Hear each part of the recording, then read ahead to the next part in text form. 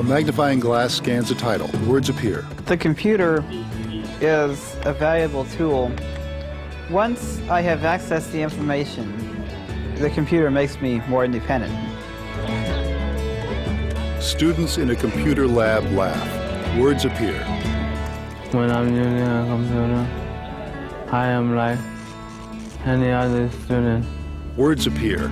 Working together. People with Disabilities and Computer Technology. Dan Comden, Access Technology Consultant. The computer is a vital tool for education and employment. There's really nothing that does the variety of tasks that the computer can do, but it's not perfect. That's because not everyone can use the standard computer. And that's where adaptive technology comes in. With a little extra hardware or software, computers and the internet can be accessible to people with a wide range of abilities and disabilities. Adaptive technology delivers a big payoff for a relatively small investment. The cost of adaptive technology really is quite small, particularly when you look at the impact that that can have for a person able to do their job more effectively, more efficiently. Adaptive technology addresses the challenges imposed by specific disabilities. For example, low vision. White letters appear on a deep blue background. Low vision. I use a screen enlarger, which allows me to see everything on the computer screen that a normal person would see with Nate, student. with regular type on the computer. I have a computer that have lots screen, Nee, student. and I also have a voice output, which what's on the screen. When I use my computer and using the internet, I could research for a term paper easily and faster. I could look up in the encyclopedia and have the computer read the subject on the screen for me instead of using the encyclopedia book, which will take me a long, long time. Too bright? For someone who is sensitive to light, software can reverse the screen from dark on light to light on dark. Brightness. Large print keytop labels may also be useful for people with visual impairments, especially if they're just learning to type.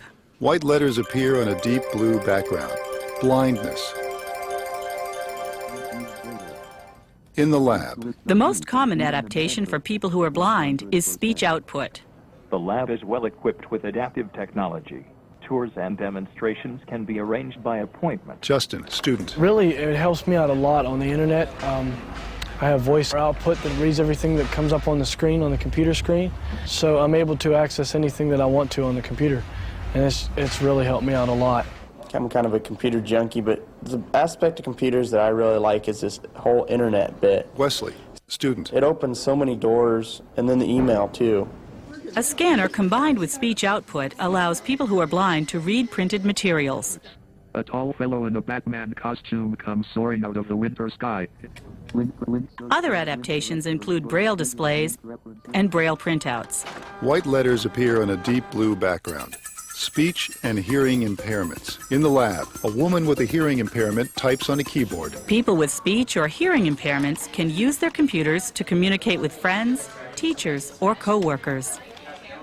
I really like using the internet because it's easier to communicate with people rather than using the telephone. Katie, student. I can read it instead of listening, and it's easier for me to read it than to hear. Yeah, the internet is helpful. It allows me to communicate more easily because of my voice. Jesse, student. Allows me to say more and express myself more easily. How? A student uses a keyboard with small pictures on the keys. We playing I'm sorry. I know. this Okay. again.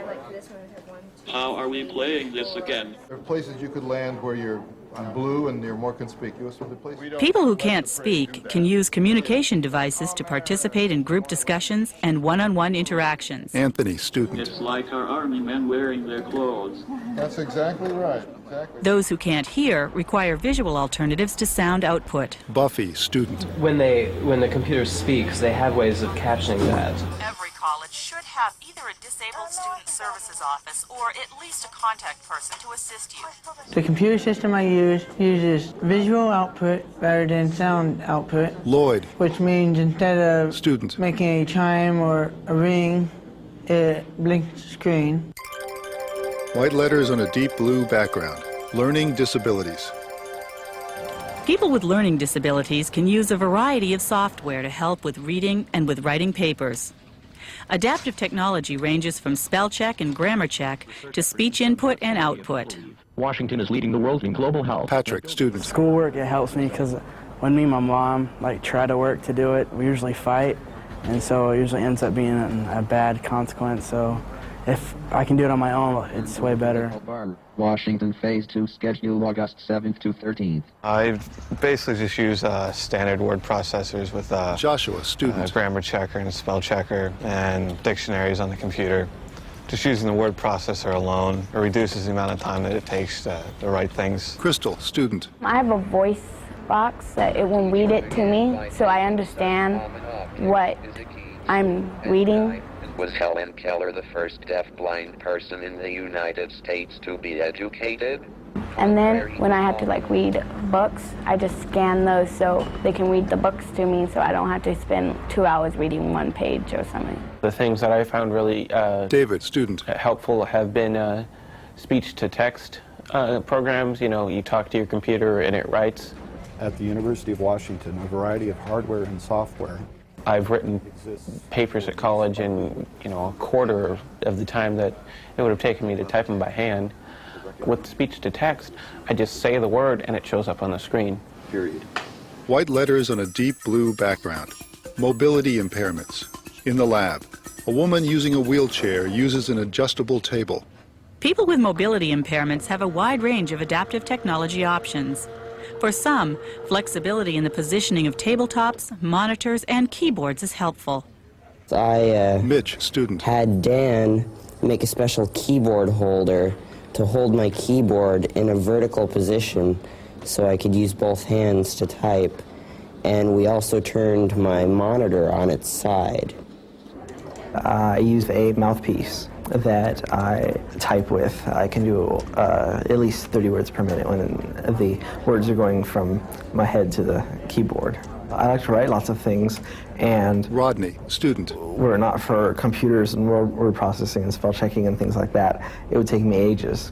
I have a trackball, which I roll around. A Rofi, student. And I use sticky keys, to hold down Control and Shift. The computer helps me type reports better, and it's easier on my arm. I don't have to wear my prosthetic. One thing that I use is a keyboard where Jeffrey, the student. keys are enlarged and there's more space between, because when I hit keys on the regular keyboard, I get double letters. In the lab, a computer is labeled right-handed. For people who need to type with only one hand, left and right-handed keyboards are available. A student uses an on-screen keyboard. You could also use an on-screen keyboard with a head pointer or a mouth stick for hands-free computer control. Word prediction software can increase speed and accuracy. I have an on-screen keyboard, and it also has word prediction, to where I throw in a letter, let's say I throw in a T, and 5 words that start with T will pop up. The most common ones that I use. They'll pop up and I'll click on it and it'll just print it out.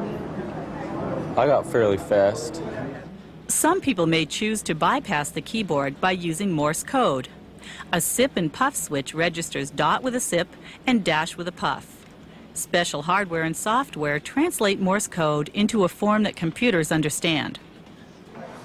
I'm a junior this year. Other people may choose a voice-activated system to replace the keyboard. I use a program that helps me type. Whatever I say, it type. I talk into the microphone and it types it out on the computer screen. It makes me feel a lot more independent. Oscar, and student. Don't have to rely on somebody for so much, and that I can do it myself. White letters on a deep blue background. Health impairments. The internet can be accessed from almost any location, at any time that a person wants to use it. This is a real benefit for people with health impairments. Nadira, student. I think that computer can help hospitalized kids. When I was in the hospital for like 1 month, I talked to other kids and I could like socialize with them, and people send me mail, creating meals to get well. In the past year, I have... Mitch, student. I lived in a hospital, and an internet connection there allowed me to communicate with teachers so I could attempt to keep up on studies. I think the internet would be helpful for people with disabilities that have to be homeschooled or stay home a lot. Megan, student. Because it gives them access to resources and communication between the schools and the teachers, and access to people with disabilities like themselves. White letters on a deep blue background. Technology means success. For anyone with a disability, adaptive computer technology is a vital link to success in school and in work. It's more fun. I mean, I've had people try to type for me, and, you know, it's just no fun trying to tell someone else what to write. Like, I took a poetry class, and I felt weird trying to tell some friends or my age what I'm thinking and what I'm trying to put on paper. I like using my computer because it helped me to be independent. Hollis, student. It lets me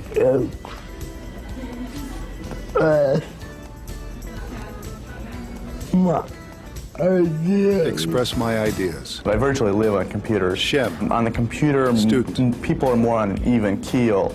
On the electronic field, we're all equal. Words appear. For more information, contact Do It. On the web, www.washington.edu/DOIT.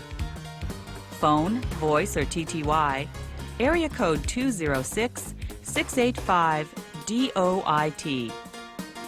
Address, Do It, University of Washington, Box 355670, Seattle, Washington, 98195-5670.